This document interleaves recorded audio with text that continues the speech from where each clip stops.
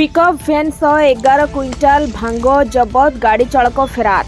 अड़बा police patrolling करुवा बेले एक pickup भैन नंबर OD33AU 6758 रु 11 क्विंटाल 90 केजी भांग जबत करिछि।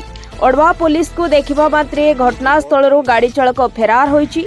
तेबे गजपति जिला अड़बा थाना पुलिस टीम बेबेरी छक निकट में पेट्रोलिंग करुवा संदेह रे एक पिकअप भैन को अटकाई जांच करथिला। जांच बेले पुलिस से गाड़ी 39 गोटी बस्तारे थिबा 11 क्विंटाल 90 केजी भांग जबत करिछि। जबत भांगर आनुमानिक मूल्य प्राय 10 लाख टंका ऊर्ध्व हेबो। अभियुक्त जनक अड़बा अंचल भांग नहीं गंजाम जिला को चालाण करथबा तदंतरु जना पड़िछि। तेबे चालाण रे केते जण संपृक्त अछंती पुलिस ए संक्रांत रे एक मामला रुजु करी घटनार अधिक तदंत करुछि।